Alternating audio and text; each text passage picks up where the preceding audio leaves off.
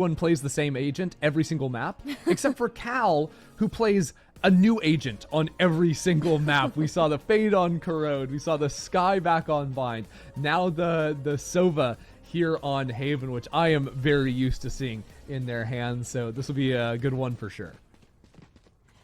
I think what the great thing about Cal too is just their flexibility in that initiator agent pool that you're already talking about, but also their consistency to be that supportive player and then to also get those trades when necessary have been so nice to see on the side of HAKI. I think that it's a good shout with the operator, but again, there is that counter within Korosu, the fact that you do have that ISO shield that can come up and nullify that first shot and force them to look to take another angle. And we saw that again. The ISO was so frustrating for the Raze play on that previous map when the ultimates came online. But Haven could be a different story. Thea really challenged things down on A short that round. Bit surprising considering Korra's on the other side of the map that FlyQuest are trying to show this fight here really at all. Hikimori do seem like they want to poke their way into the site. Terra really full cleared that right corner. While the rest of the team has done basically nothing. They're just sitting back on short waiting for someone to swing. Yeah, forcing also FlyQuest to be a little bit more proactive with their utility. Already a flash that was expended by Ev there too, and a different tempo compared to the other pistol rounds we've seen from Hikikimori in the last two maps of this series, where they do tend to go for that fast tempo here, usually into the first round. Well, they've waited so long that Ev's stun is going to be a problem. And Korra has dealt with the lurk. So now Hikikimori, it's time to move into the A site. There's three players here. That paranoia hits every single person down on short.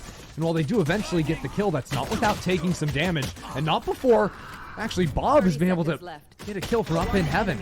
Numbers advantage for FlyQuest as Bob gets yet another. And Terra has way too much work to do here. Bob just put on a masterclass from up above. That was the biggest difference maker for FlyQuest and be able to take that round as well. The fact that she's able to just help Ev, who's isolated on site, and find those trades somehow. For Hikikimori, I did like the idea of like the pause outside of A. I think that FlyQuest, with the amount of utility that Ev had invested into that round, though, it made it a lot more difficult for them to actually find that advantage in trying to catch the timing between that utility that was being thrown out. True, and FlyQuest didn't really give too much info for Hikikimori to play with either. Korra was basically baiting on C the entire round until eventually going into Garage. Now, though, with a Marshall in hand, getting a little bit more proactive, eyeing down into window. But I mean, really now with Marshall on the other side of things too, Hikikimori are kind of letting everyone go wherever they want on the round. It's a freestyle round for them. Just find a pick, and we'll see if we can come with a strat up with a strat around it. That might come right outside of double doors here. Lace just teasing that line. Does secure the fight, but Bunny, beautiful headshot. Knocks out Korra from the round, and things are close once again with a 3-on-3 in the post. The smoke goes down, and Bunnybee's completely unaware. Very awkward round thus far. FlyQuest continuing the hunt on forward. Autumn left all alone back on the site. Has brought it down into a one-on-one, and a headshot's not good enough. FlyQuest take the round. Hey, Hikikimori, they made it competitive. They made it close at the very least, doing great economic damage. It's going to be an you can't even really call it a bonus going into the next round. FlyQuest, they have to either reinvest or just look to stick on a couple of pistols overall, but at the very least, they do pick that Outlaw back up, carry a Sheriff over. Hikikimori, you can see like the threat that they already pose and how ready FlyQuest are for some of Bunnybee's antics. Like even that trip over the left side of C default, that's set up for usually where that Yoru TP gets posted up, and kind of expecting those little plays and the adjustments and Lace's setups to respond to those. There's even one back site right now on C. Crazy. Just to punish that teleport into back site. You always have to be thinking about where these trips can be now if you're Bunnybee. But how does this A hit actually go down? FlyQuest already with potential paranoia from Thea. She's going to sprint on over into the site as flashes go in. That's 2 already from FlyQuest. Beautiful work out of them, but there's just not enough bullets in the world in that Sheriff to deal with all 5 members of Hikikimori coming on through. Now down into a 1-on-2 with an Outlaw now. The 2-on-2 doable. Now with just the Sheriff, I'm not quite so sure it's not going to come together, as the bonus does not go FlyQuest's way. I like the double swing for CT there in the 2v1 as well. Just not allowing Korra to get comfortable as far as trying to isolate one of those fights, knowing both players were low to the Outlaw. But overall, I think for the side of Hikikimori, they also haven't encountered too many of those trips, aside from that initial hit over towards that C site in round number 2, I believe it was. So they don't know that they have to expect that one over towards backside. You've got the main covered here as well. Yeah, they don't know about the trips, but they do know about the default. They've seen the same 3 players fighting for A basically every round with the early breach done. They've got to assume that Korra's playing on the other side of the map, and they've got to know that there was enough money for an operator to come online. This is where they're going to be challenged at how they scale up into things, but it's Cal taking first contact, and that's not what you want to see. Now with Lace peeking down into long, too. I mean, this dual setup between Korra and Lace is just perfection. There's absolutely no shot you're making it into C against that. No, definitely not. And the way that Lace not only is assisting Korra there, but has that utility laid down just to make it a little bit more comfortable for Korra to try and reposition or find some favorable fights if she does get flooded. And with 15 health here, there really isn't anything Autumn can do. And it's just going to be an open and closed round here for FlyQuest. I think something that we continue to look out for as well is we've talked a little bit about how much work Ev and Thea were putting into a lot of those trap plays on Corrode, expecting that to kind of come back into Haven as well, both passive, or reactive, I should say, and proactive trap plays coming out from them. Right. And I think that our eyes have to definitely be on Kurosu and the usage of that vulnerable suppress ability to try and bide that timing to keep some of those pieces of utility from being thrown out so they can find that time to get on site. Yeah, and find ways to, sort of stall it out if you do get stunned. Can you react to that quickly enough to discourage people from swinging back into you? It's hard to know. Back soon. These FlyQuest aren't really mixing up their default too much, except in the reposition. Korra abandoned C site to now peek into Garage. There hasn't really been coverage on Garage. It's just the camera back on the wall of C that can see the crossover, which can be disrupted pretty easily by smokes. And I'd like to see Hikikimori find some more options to get around the map, or even just to get into a site, because Thea up on the high line is tough to deal with. That being said, Hikikimori have done well to actually get into the site, and Ev decides not even to play that out. Now guns have been picked up. FlyQuest with only 3 players alive, and an operator need the swings to come into them to have a way to get back into the round. Guns traded back, so now Lace has the operator. Korra can get into the site with the gun, but it's Terror lying in wait. Terror with 3 on the round, and a quick thrifty to win this through for Hikikimori. This team is always so deadly on those ecos, on those half buys, and it's because they have that energy where they're going in guns blazing, and it feels like they really get great timings on FlyQuest when they're trying to go for those quick floods, swarming around them as well, and really catching them off guard because they're not playing in a way that you would expect. But another timeout now to be called here, or the first timeout to be called here by FlyQuest in the first half of Haven. So many ults online for both these teams, 2 under. The ults you've definitely got to consider. I'm also just thinking that Korra probably needs to switch up where she's going to be playing on the map, because the default for the first 5 rounds, it's all about that conditioning of, where could the Jet be? Where's the stack of players?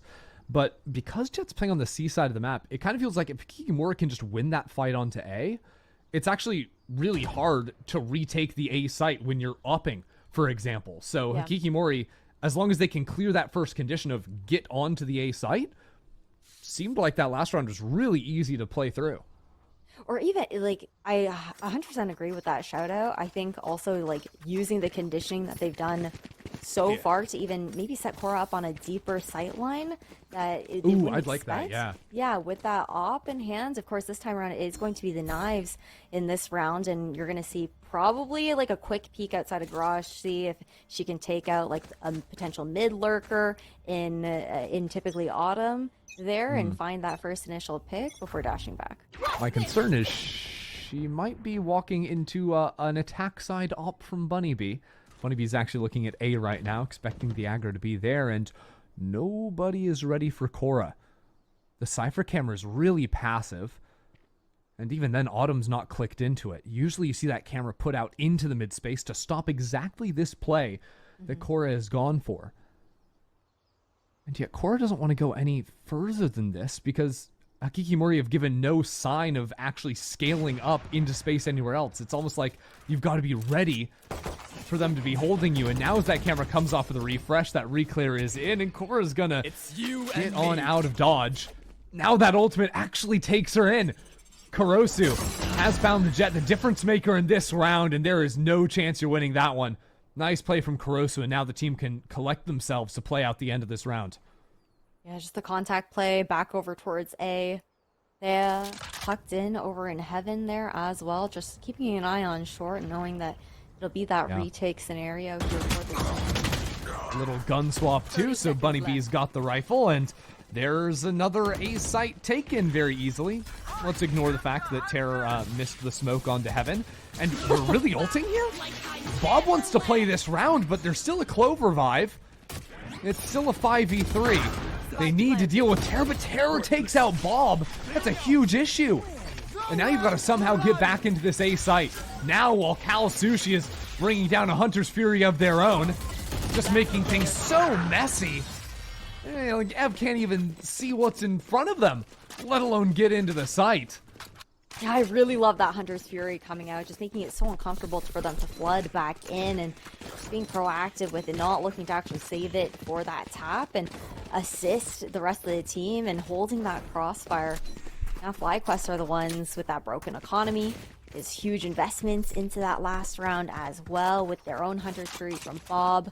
The fact that they had to use those knives on top of that, meaning it that those are no longer available into this one, hopefully. Revealing area. On the side of Hikikimori, though, they're definitely looking to make this a clean round. I like to scale up at the very least their lobby. Man, the attack op is deadly in Bunny's hands.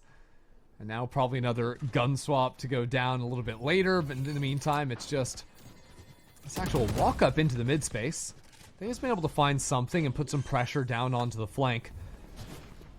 Can Ev get something? No. Make some noise, jumping back in towards Link. FlyQuest are going to try and play even numbers here on the retake. Get some util going, and a Rolling Thunder is going to go completely wasted. No use out of that ability with that aggro swing. Kikimori playing right up on the edge of their seat in the post plant, and it's exactly what the doctor ordered. As another kill goes their way, this eco has amounted to zilch. Yeah, Bob's just going to have to save this Phantom, not having enough money to buy up with the rest of the team into the next rounds either. There's nice aggression from Kurosu, walking up over towards CT, nullifying any value out of that Rolling Thunder, which I was honestly a little surprised to even see thrown out into this round, as well as a heavy investment coming out from FlyQuest. And with that attack side op, I think Bunnybee's just been such a threat. Part of what was working well for FlyQuest in those first couple of rounds were a couple of those like walkout plays over towards A, looking to contest, and it makes it a lot harder for FlyQuest to jump spot for that information when that Yoru is going to be threatening with the sniper rifle. And when you have the threat of the op for the early picks into a quick acceleration into the site, because you always have the dimensional drift behind it, that's a pretty lethal combo. That's going to be at Hikikimori's disposal. Orb taken down on long. When does Thea want to play this? Honeybee would have to react to the high line if there was to challenge. But over in A lobby too, you can see Cora snuck up there as well. I really like that A lobby control that we've seen coming out from FlyQuest the last couple of rounds. Something that they weren't really contesting before. Yeah, now finding that pick, and Kikimori, all the pressure in the world onto them. Oh dear. Who got picked up there? That is unbelievable. What? Taking away at that, FlyQuest winning every single fight around the map except for Terror in Garage. But now Terror still has to get the spike. Bunny Bee's got an operator in her hand. Time to fight into backside. Great stun tags up both of these players, and Thea's going to play off of it perfectly. The rest of FlyQuest come into the site, making quick work of a Kikimori. Really nicely done, and thanks to that map control, you see the pings going out from Hikikimori over towards A as well. And the fact that they're taking note of Korra scaling up in that last round, and that was the adjustment that we were talking about during that timeout that FlyQuest had done had called previously. Now they're looking to contest it a lot earlier on to not allow FlyQuest to have that early information in A main space. Been very successful in that last round. Off this time, though. Exactly, going for a peek down short. So early stun from Ev to actually get Korra speeding up onto this line, but the shot doesn't connect. That can't be happening. Korra wants another go of things. This time dashes straight into the wall. Think broke her shoulder trying to escape from that one. And yet the rest of FlyQuest have been called in. 3 players now ready if a Kikimori were to try and continue forward. Autumn's just trying to see if she can get a little bit of information or pressure over towards mid here as well. At least takes down that tripwire. I like that. Thea now into the corner. Autumn's got some kind of a sense for this. Expecting some amount of a re-clear into the mid space. As Bunny Beat pops that ulti into the A side. Few players seen out now. And now that shot into the backside. Bunny Beat just gets in, gets out. It's a hit and run. And Autumn has slipped up into the B site. Cutting away at these rotations. The rest of FlyQuest, the only way to get into C is to ult there. Lace is there! Lace is taking heads! Unbelievable. Now pushing forward. That's a third for her into the round. Lace has been electric, but Bunny B has been as well. Autumn lodged here inside of FlyQuest Nachos. It's going to be down to a one-on-one. Bob and Bunny B. Bunny B peeking onto the line. Never one to go without a fight. And Bob is prepared for it. What an adjustment. Ready for the wide swing. Taking the round. So perfectly read by Bob there in the 1v1. But that round really came down to Lace just being a perfect anchor on C. Something that we kept commending her for over on Bind, and repeating the same type of success now here on Haven. I like the call, too, from Hikikimori, trying to crunch over towards that C site, but Lace was just ratting around perfectly. But I'd like to see them kind of continue forward with those kind of ideas here over towards A lobby. You know, contest that space early, don't let Korra look to walk up and gain that A lobby control. And then you can either look to re-hit or call the rotation based off of Autumn's positioning. Once again, it leaves a lot more options open for them to adapt into the late round. Well, FlyQuest have plenty of options when Lace is playing like that. I'd like to take a quick moment here in this timeout to shout out the University of California, Irvine, for making the best decision they've ever made in picking up Lace for them. The best decision ever since they denied me my application. But we don't have to get into that. That school's going to be in very good hands with Lace playing for them. You got to give one to them, and you got to take one from them. I love a little piece of Ender lore as well on the broadcast on top of that. I think that's the cool thing about a lot of these Game Changers players too here, Ender, is so many of them are playing for collegiate teams now, as well as they've looked to, you know, focus on their studies alongside their careers as players.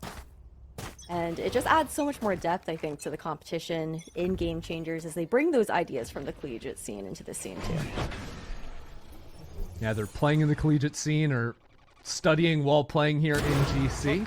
Bob has studied the school of the Boperator, the Bop as we call it. If you forgot, Bob used to play all the time, the Soba with the op in hand. Back with Cloud9, back on do you remember the map that was on the beach? I don't like to Breeze? talk about that one. Yeah, no one likes talking about it except for Bob, because she was a menace on that map and continues to be here years later. She's waiting for it to come back. It's her time to shine. But this change in setup here from FlyQuest this time, again, more than happy to leave Garage open. Nice angle to be held here from Ev, the stun as well. Not looking to bite off too much more than that. Ooh, Ev wants a little bit more. Oh dear. Cal seizing the opportunity to peek up into window, but look at these trips on the C site. Do you really want to end here? 30 seconds left onto the clock. The camera sees both players. Case might not even want to wait for the tripwires. Back up into the thick of things again. I mean, this player is just unreal. I don't like watching Lace play because it seems so unfair for the other team. They just want to try and hit a site, and Lace isn't going to let it happen. No. And it mind controls Terror to run out of bullets. Even when the shots aren't connecting, Lace is just streets ahead. I think it's just such great adaptations in her setups. Like, she's keeping it dynamic. It's really hard for Hikihimori to read into where they're expecting those tripwires to be as well. And just being caught off guard by those setups. And it feels like there's been so many times you've seen them just walk straight into those traps, and the highlight of the player coming up on Lace's screen, and it's an easy cleanup for her. We're back over to contesting over towards A lobby now. Again, Queen Bob's still on the operator. Scanning ahead. She's so crazy with it. She's got a jet right next to her, and she's the one with the op. She was thinking, too, about peeking through that smoke, you know? Doesn't matter if she doesn't have a dash. She's always ready for it. Oh, man. The re-clear there as well. I like the pause here from Hikihimori. The thing is, they also don't have that lurk that we've seen previously from Autumn into this round either, so they get stalled out on A site. It's going to be really hard for them to look to pivot elsewhere. Feels like they've been just so cautious moving forward because of the threat of an operator, because of how strong the anchoring has been. We'll see it one more time. Great flash combo into the back of sight, but Cora somehow survives from all of it up until now, as a matter of fact. And Bob can't do much in support, apart from throw away some utility up in heaven, smoked off with the op in hands. This fight, what? Stop! What? She's not human! Lace is just on a different level! Like, them lining up there for a clap as well is unlucky for Hikihimori, but I can't. I actually can't. I'm at a loss for words. She's a substitute player. It just doesn't make sense. Thea will lose this round. Hikihimori take it, but not before Lace just continues to impress. Listen, sometimes, you know what? We saw it earlier this year with Apex, in EMEA. Sometimes you just get that coach sub buff for the team, and we know that she slotted into that assistant coach role. She took a step back from FlyQuest, and more than happy to hop back into that competition chair for a Lovely, as she wasn't able to make it for today's matchup. And man, proving herself again in stage. Quick fight down into short. Yeah, these shots just aren't finding them. She's really struggled from down in sewers, and now the ultimate coming online. FlyQuest, they don't even care. They don't need that opening fight. Not when Bob is shooting like that. Cal got 2 with the Hunter's Fury. Somehow equalizing this round here for Hikihimori. Player each low on both sides, and looking to now re-clear over towards mid. At FlyQuest, they've grouped over at the A site, but there are still those trips to be that signal if Hikihimori look to walk into B. And now stepping forward towards lobby. Even before the trips are broken, FlyQuest have to have an idea of what's going down. Ultimate thrown out there from Lace, so she sees everything, and again, they're going to go back into C. And Lace can sit on this camera for a while. She doesn't have to pop it immediately. Can try to figure out how they're playing the post plant out from this. That camera was tagged and it didn't see Bunny Bee. You have to be ready inside the smoke. Bunny Bee playing around the corner of it, but it'll all come down to Cal. Like 2 kills already with the Hunter's Fury. Now needs 2 more with the rifle in hand. They are waiting. They're in exactly the right position, waiting No. for it. But it's Lace again on top of the world. How does she keep doing it? And the fact that her setups continue to be undisturbed towards C when HAKI Mori don't look towards this side of the map early on just leaves so much utility and passive information for those retake scenarios. FlyQuest, they end the half with a 2-round advantage. HAKI Mori, they earn the pistol round. They could easily tie things up 7-7. And now it's going to be a question of how those lurks are going to be working out. I feel like a lot of the success that we've seen from Lace has been on that defensive side, being that site anchor. We've seen her taking some good timings on the attacking side there as well, but not having, I think, the same impact on the lurks. I feel like both ciphers have kind of been struggling in that department here throughout this series. Yeah, on the attack side for sure. So that should simplify things for HAKI Mori a bit. But this is also where a player like Cora needs to step up a little bit more. You're challenged more on the attacking side of things, capitalize off your teammates' utility, get up into that space, especially when it comes to actually execing into a site. A few tough rounds, but now heading into the second half with the advantage, FlyQuest can still make good on the comeback they had all the way back long ago on Corrode. I'm going to spam and see if they can catch out a B trip that doesn't quite exist on that side of the map. Look how deep that C camera is there as well. It makes it so comfortable for Autumn to start leaning over towards that mid side, faster rotations from the rest of the team on HAKI Mori. If it ends up being that A hit, that's telegraphed.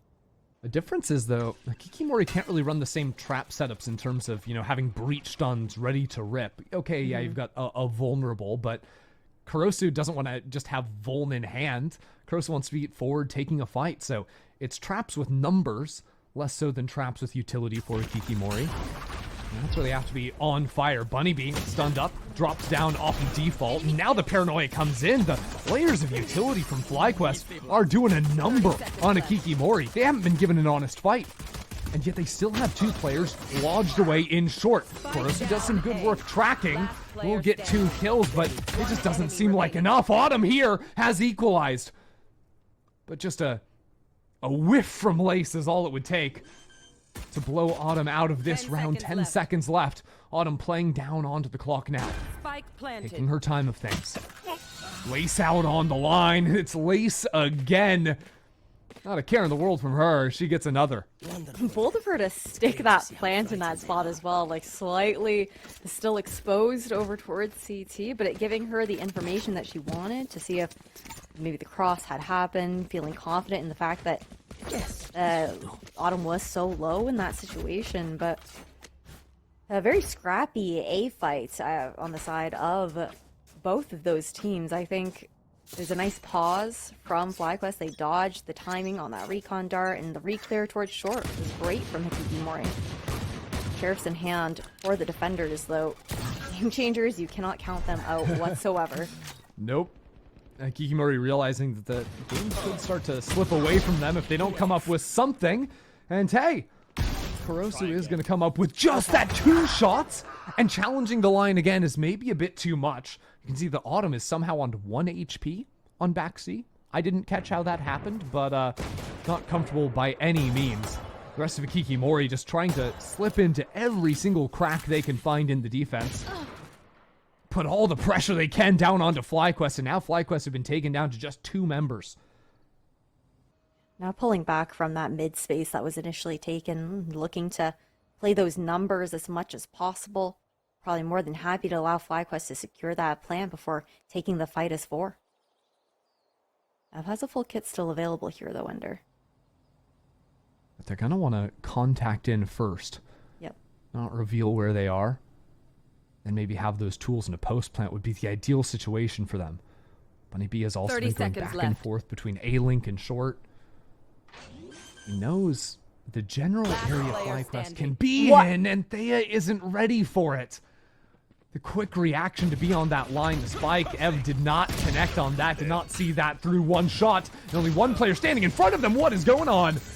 Switched over the knife for a moment, but it will be HAKI Mori taking this round with full sheriffs. I think Ev was just confident that Cal was stunned and was trying to catch the timing on them. try to get a little closer with the weapon in hand, but they managed to dodge it, and that being the demise. Those early fights with the sheriff from Kurosu over towards A lobby really set the tone there for Hikikimori to respond on the eco. Yeah, I think 2 kills there. Didn't even take damage from the first one because Didn't even pop shield. it's just silly.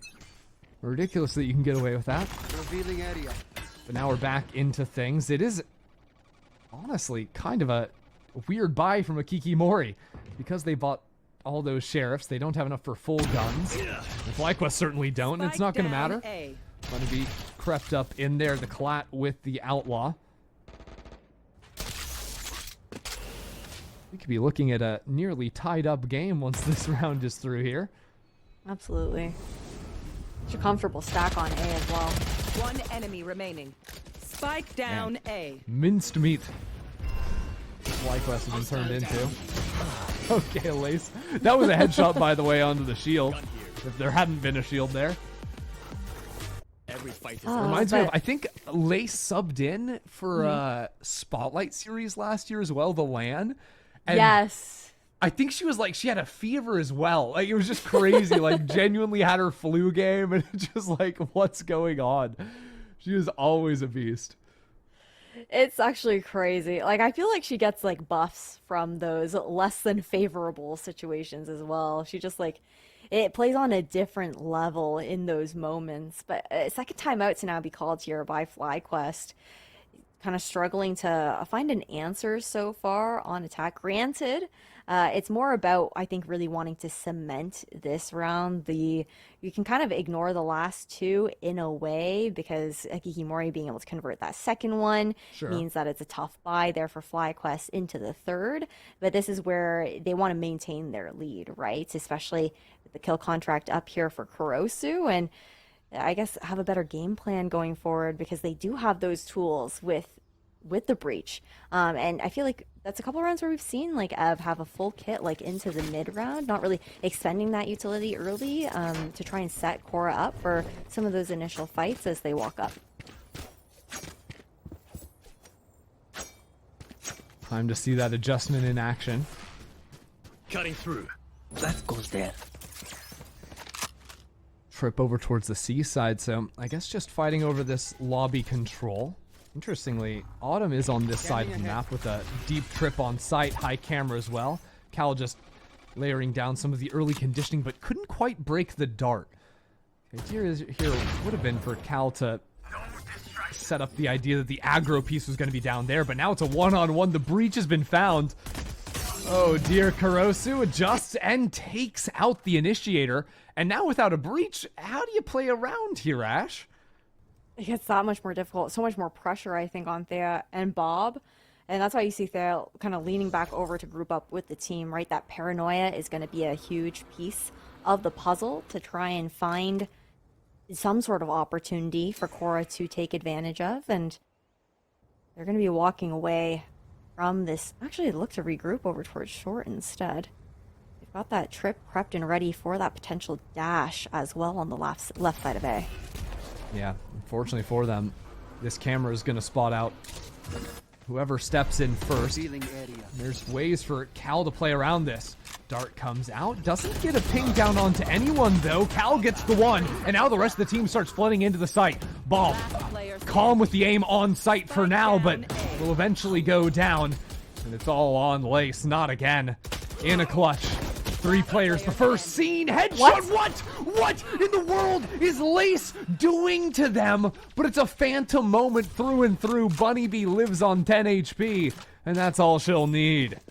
The insane part is that there's a world where Lace could have won that round. When she should not have, and she didn't. Like, Hikikimori, they were able to bring it back, but the fact that she was able to go and get that pick on Autumn in the first place is absolute madness to have that reaction time to flick on over. Yeah, to transfer back and forth on such wide angles, because that was a player back default, then over into graffiti, and then another player jumping out of heaven. Like, unreal stuff. Now it'll be FlyQuest zooming on into garage here. Sheriff's in hand, and well, now the play's been kind of given away. oh no. Is Cal actually going villain mode? Because Cal is the loveliest human on planet Earth, I think. And whenever Cal started shooting bodies, that's when you knew things were about to go down. That's when the whole team would start to heat up and get freaky back with Petty. That's exactly what's happening here for HAKI. They're starting to feel it. I love that. You've got to have those players that can bring the vibes and really inject that energy into the team. Spike down A. That spike's been left out in the open now. They might just try to escape here with the gun, save that as long as possible. I'm curious. It should be that save situation, but if she does manage to get a pick onto Bunny Bee here, there's a world where you use that from the shadows. Steps are absolutely heard. Yeah, it's not like she's being discreet about this in any way. There's also a tripwire. Yeah, okay. Oh, no. See, imagine a world where Bunny Bee lets her use the ult. Just waste it to get the spike. Would have been insult to injury, but fortunately for Thea, she'll hold on to that one. Into this round, too. I'm curious to see what approach FlyQuest are going to be taking with that Hunter's Fury online. I feel like Bob is a player where you see her using it pretty proactively at times on the attack when she's expecting maybe a fast scale up C long or over towards A lobby. Time to jump. She's doing a lineup right now in spawn. I don't know where it's necessarily going to land this time around. Well, there's an ultimate coming in. It's back A site for Thea to play off of potentially, but the stuns? That wasn't... okay. We're going to call that the stun delay. The stun nerf is what hit Thea there. That might actually be a real call. I'm not even sure. Maybe Korra can save the game. I don't think so. HAKI starts to run away with it. I don't know what was happening. They were hitting the A site while they were hitting the C site. They were hitting themselves with stuns. It's a why are you punching yourself type of round. And HAKI are the bullies here in this situation. Yeah, I think the idea, they were going for some sort of fake and then have Thea like inserted as like a threat over A to keep some of that attention over, but just we're not expecting the player in heaven to actually be able to backstab that teleport. That's quite the investment. At least just one ultimate and a quick round for HAKI to wrap up for themselves. Bunny Bee button operator. Yep. Wants to creep forward on this line.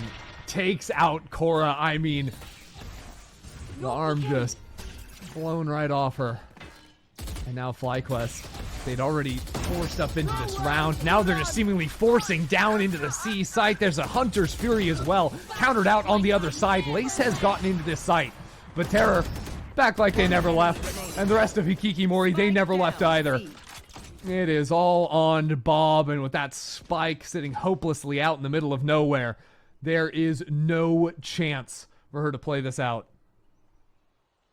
Not at all. It was a beautiful hold from HAKI. Just being able to have that backup and back sight coming out from Terror. And then the responsive Hunter's Fury as well to make it that much more uncomfortable for FlyQuest to try and scale up over towards C-Long and even try and take Bob down with them. Tough call to try and speed up into that C site without the jet. Maybe thought that it was just Bunny Bee on her own. You could maybe get up there and bully the op, but absolutely no chance. 'Cause that'll be 3 on the round for the opper. HAKI extend their lead.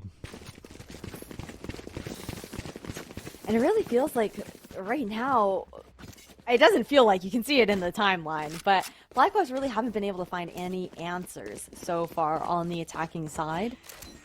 And I think that part of the struggle that they're dealing with right now, from what we've seen under, was they were starting off this half with a lot of those contact plays, right? Trying to get a little bit closer before expending that utility. Just at the risk of not trying to telegraph those hits nearly as much. I like them leaning into these defaults right now.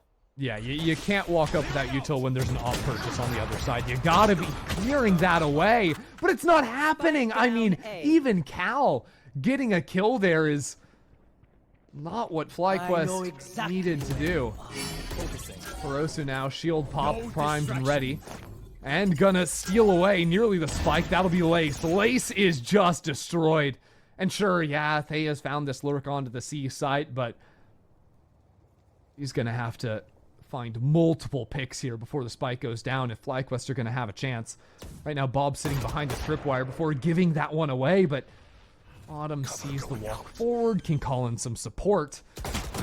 Mori fully ready for this one, and Tara, even with the option to heal on back all that damage, the rest of the team comes flooding in. It's a 4-on-1, and we're using the dimensional drift just to make it completely impossible.